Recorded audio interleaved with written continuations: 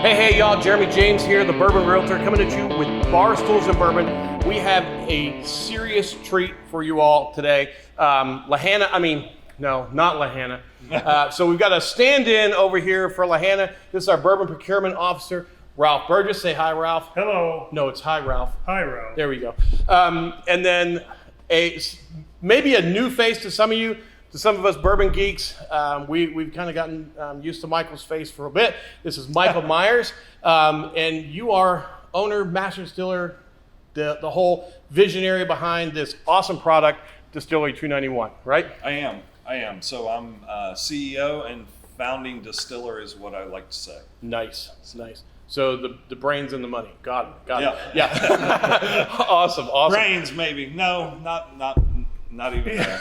No money, no brains either. Well, they say bourbon is a great way to go broke. Yeah. It definitely is.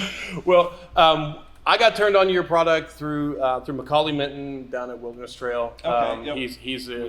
He has bourbon running through his DNA, and we were talking about bourbon one day, and he goes, "Dude," he says, "you need to check out 291." Awesome. And I'm like, 291? I don't even know what this is. And he said, "Check it out. Tell me what you think." So I started sipping on it. Was like, I am seriously impressed, especially with some of the age statements and stuff that are on the bottles that truly, for me, defy a lot of what I expect coming out of a bottle with those age statements on it. So tell us a little bit of background, what got you started, and seriously? Ralph and I turned our phones off and you didn't, Jeremy. What happened? You're running the show. Yeah, that's right. Camera going. Camera, mic, I got everything else. I mean, sure. It happens to the best of us. Should we pour some whiskey while we're... Yeah, it sounds great. Where do you want to start? What do you want to start with? Rye or bourbon? Let's start with rye so we can finish with bourbon. Okay, so where are we at? That's barrel proof, so that's 132, and it's really good. So we'll start with the small batch rye whiskey, right? Okay. We'll start here. Yep, great. And then proof up from there. I'll let you pour your side, and then we'll just go down. I'm not used to all this air conditioning. I'm freezing. Oh my gosh. Right now. This old boy, I can store meat in my living room.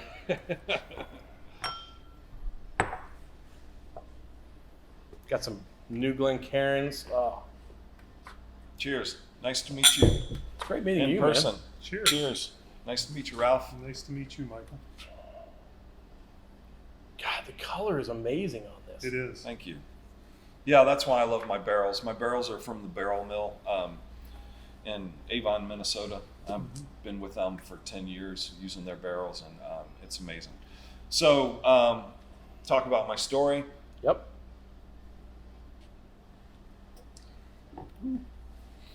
Get back on that train from last night. So I was a fashion beauty photographer in New York. 9/11 changed my life. I lived 3 blocks from World Trade Center. Was there on the street that day. First plane flew over. Wow. And moved to Colorado. My wife's parents, my ex-wife's parents, lived there. So we moved there. I was commuting back to New York. Did that for a long time. And on a flight back in August 2010, I read an article. I was shooting Vanity Fair, and I read an article about the guy that created Sailor Jerry and Hendrick's Gin, and thought, hey, I could brand a whiskey, and went back home and started talking to a brewer friend of mine, and he said, get your license, I'll try and help. And another person said, why don't you try and make it? You know, you can always hire somebody if you can. Sure. I'm from Georgia. They make it in the woods in Georgia. Yeah. How hard could it be? Right. Uncle Jesse did it. So, Yeah. There you go. so I reached out to Vendome to see about a still. They had a 50-gallon still that was about $50,000. I'm like, I don't have that kind of money. Right. I'd never brewed beer. I'd never distilled when I started this. And so I decided I could build my own still. And so I built my still out of photogravure plates. So Back that up one more time in English this time. Photogravure. It's French. Okay. I got that much because it was the funny sounding ending on it, but I have no concept of what that is. So you take a flat copper plate, so a thin piece of copper, chemically etch an image into it, ink the plate, so smear ink on the plate, and then put a piece of paper with it, run it through a press, and you get an inked photograph. Okay.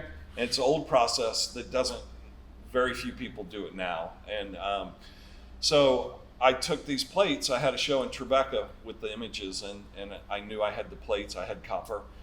Took them, had them water jet cut to the pattern that I had drawn out, and then we rolled them, so through a roller, metal roller, so it curves them, and then had them TIG welded together. Okay. Built a 45-gallon still, had a thump keg made out of a small barrel like these, 5-gallon barrel, and had built a manifold for that. And so that was my first still. And Very cool. My whiskey to this day goes across that still. I had a 300-gallon still built by these guys, DOD guys that build things for nuclear subs and stuff like that. And they we like whiskey, and we'll build you a still. So they took the plans of my small one and built a 300-gallon. Nice. So my 300-gallon is beautiful plate copper. They're engineers. I went to art school. They didn't believe it needed. They thought it needed to be that thick. I'm like, it doesn't need to be that thick. But yeah, you're not under pressure. No, right. That's dangerous. Yeah, that's exactly right. That's a problem. Yeah. And so my thump keg for that still is my original 45-gallon still. Nice. So Love it. and like I said, art school. I went to Savannah College of Art and Design, and that's where 291 comes from. Okay. The very first photo gallery ever in the world was Gallery 291. Oh, okay. In New York City, 291 Fifth Avenue, Alfred Stieglitz. And when I moved into school, my freshman dorm room, my dorm room was 291. How ironic. And then I found out about the gallery in art, photo history class, and went out, became a photographer, shot Angelina Jolie when I was 15 and 16. Started small. When she was 15 and 16. Okay. Yeah, exactly. And the Olsen twins, every magazine, GQ, Esquire, a lot of different stuff. And So you could do something with this, right? yeah, I could. Yeah, I mean that would be great. Photoshop's Yeah. works magic. I don't like Michael anymore, guys. Other words, we've seen a lot of your work, and we didn't even know it. Yeah. Some This Old House, I did some stuff with them. They were Nice. great, and but mostly beauty. So meaning face, makeup, Right. stuff like that. So not me. So, Okay, gotcha. Yeah. All right, Yeah, good. I don't That's think fair. you That's qualify. fair. Yeah, that's So- fair. Yeah. I might, but you Yeah. don't. so what are you getting? Get new co-host. All right, so Oh, no, I mean on the nose. It's got a nice little herbal background on it. I like the oak. It's got a very desirable nose. I like it. I really Yeah, do. for a rye, I'm weeded bourbon guy. Okay. Yeah. So rye that's why I want to finish with the bourbon, because that's why I get I that. just want Okay. to camp out and stay home. That's what I want to do. But this is good for me. Normally, just had the Elijah Craig rye, and it for me is what I think of when I think of a rye. Just it's like bourbon with herbs in it. And it's really kind of bright. This has that toned down, so it's more approachable for me, like a weeded bourbon guy. And I like those qualities. So the mash bill is 61% malt rye, 39% corn. So there's a lot of sweetness in malt rye, Right. but also the heavy corn adds that sweetness and tones those rye notes down That's a probably little bit. what's driving it for me is that malted rye. Because it's much sweeter on the front palate, coats well. Not a terribly dry finish. It's a little bit of dryness to it, but not like Listerine or anything like that. I did a Whiskey Wednesday on one yesterday, and it was a double oaked rye, and the finish on it was just like chewing on dill's leaves. I mean, Yeah. it was just so heavy on that rye side that it was just put me off for it. I mean, it's fine, but this is nice. This has got This is good. a good quality. I like the sweetness up front.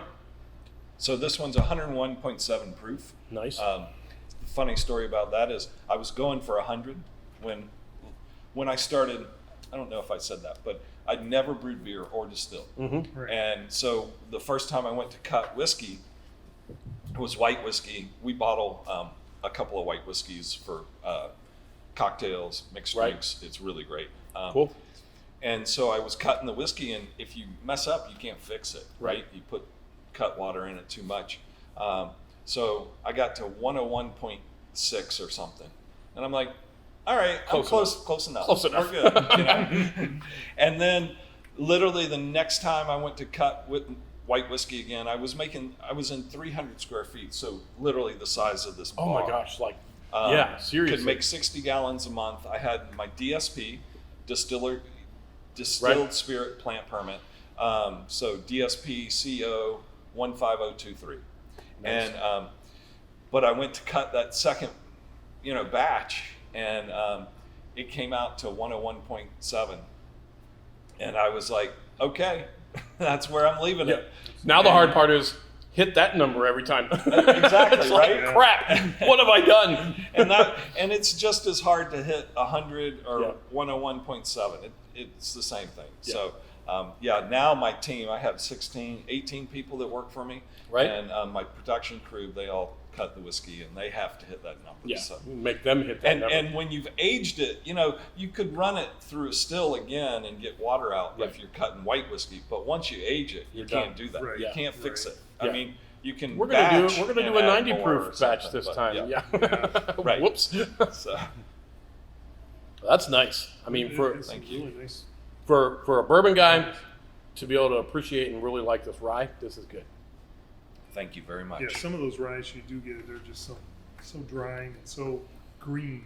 Yeah. This is not green to me. I mean, I think a green, like the dill type thing, and I'm Mm-hmm. not big on dill, and I don't, this is clean, it's nice, it's fresh, it's really very palatable. I love to say it's big, bold, beautiful, like the state of Colorado. I really set out to make. I love Kentucky bourbon. I love Tennessee whiskey. Right. But I live in Colorado. I'm making whiskey in Colorado. It better taste like Colorado. There you go. And that's what I want to do. And I really feel that I did that. The rye is my flagship for me. That's Right. whiskey that I like. And so my barrel proof, which we'll try in a minute, is it only says Colorado, 291 Colorado whiskey. It doesn't say rye on it. Right. They're the exact same recipe, but it's because it's my whiskey. What I set out to make, that's my Colorado whiskey.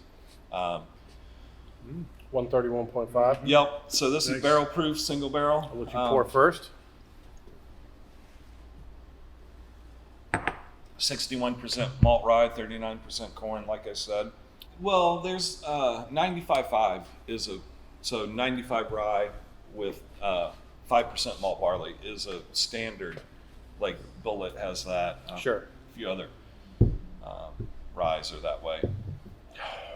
Yeah, that's pure rye on the nose. I mean, Yeah, this is a pretty bottle too. It's this whatever barrel it came out of or whatever, we've drank it all week selling whiskey here in Kentucky. And, that's a good way to sell. Barrel You yeah, six- start with that, 669. you talk numbers later. Yeah. Exactly, Yeah. always. I mean, Barrel 669. for 131 proof, I'm able to stick this big old schnoz straight down in this glass. it's Yeah, you're not getting the alcohol. Thank you. the ethanol. That is, that's crazy. Because I've got a Stag Junior 14 that if I get within 3 feet of it, the dogs are barking. But this thing is, thank you. that is nice. Now we're proof hounds anyways, so we tend to, I mean, just Once you start drinking, become a whiskey drinker, you move up in proof. Quickly. we're to the point now where it's just pull the bung out. There we go. Yeah. Thank you very much. Let's Yeah. let's go to town. Same. Yep. Drill a hole. So clean. Yeah, That's the thing that's getting me. It's so clean. Thank I you. mean, it's maybe that's not really a real good term, but it's so clean. It's just like you want to drink it. It makes you want to drink To me, it's a pretty whiskey. it. Yeah. It's one of our taglines is rugged, refined, rebellious. It Right. kind of is who I am. Mm-hmm. I drive an '84 Dodge truck. I drive it like I'm 16 years old. I really do. And I can be in jeans today. I'm in shorts, so I thought it was going to be warmer. I'm sitting here freezing. But I'm usually wearing boots and jeans, and I can dress up and in the fashion world, understand that. So there's that rugged, refined, rebellious Love it. spirit of me, And I think my whiskey says that a lot. Well, the bottles are sexy as hell. They are. Thank you. I mean, thank you That- very much. The caged with natural cork, for me, I mean, once I saw that, I was like, all right, we're doing something different. They're not doing synthetic There's got to corks. be a story behind the cage. So there is. Okay. So when I was little, I from Atlanta, born and raised Georgia.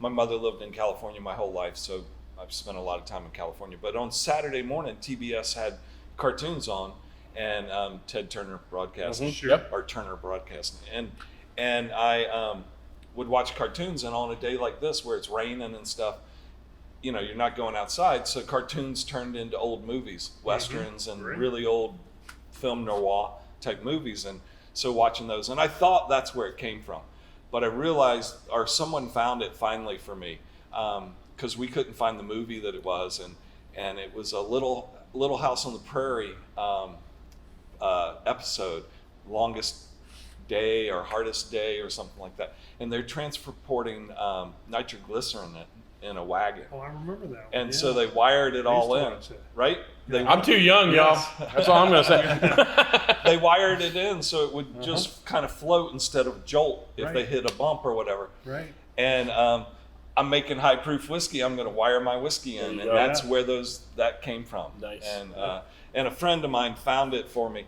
And when I went to watch it again, and I haven't seen it since I was like 12 or what. Right. Right. And I remembered like every scene. I knew what was getting ready, and I was like, wow, it really put a impression on me. And I guess it was the bomb.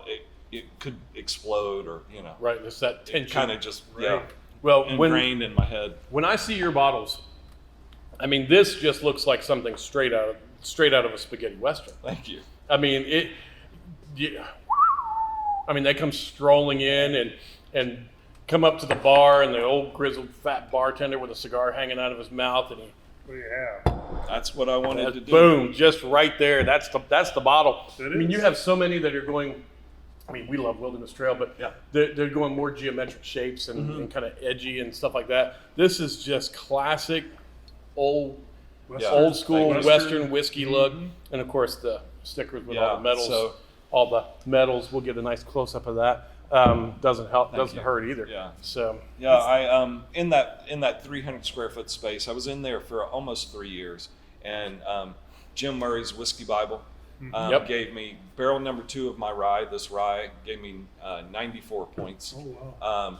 I have a 4-grain weeded bourbon called Bad Guy, and he gave that 95.5 points in 2012. So, Nice. or 2013, 2012 for the rye, and then 2013. So it's been an amazing ride. The rye won World's Best Rye Whiskey from Whiskey Magazine in 2018. very cool. America's Best category winner in 2016, first time presented. And then we just won World's Best Wheat Whiskey 2021. And I think we have 5, both my whites have America's Best New Make. And I think we have about 5 America's Best from them, double gold and stuff. It's been a crazy, amazing ride. The bourbon that we're going to drink is my original recipe. I did not experiment. I literally hit the ground running. And my bourbon recipe came from a 50-pound bag of corn the brewer gave me, and I mashed in one day, went to the local brew shop. That's why I ended up with rye malt. And that's what they had, and I wanted rye, and I knew I needed malt, and I'm like, okay, I'll just do Sure. rye malt. Why not? Yeah. And so I got enough that made a recipe 80% corn, 20% rye. That bourbon recipe's changed by 1% now. It's 80% corn, 19% malt rye, 1% malt barley.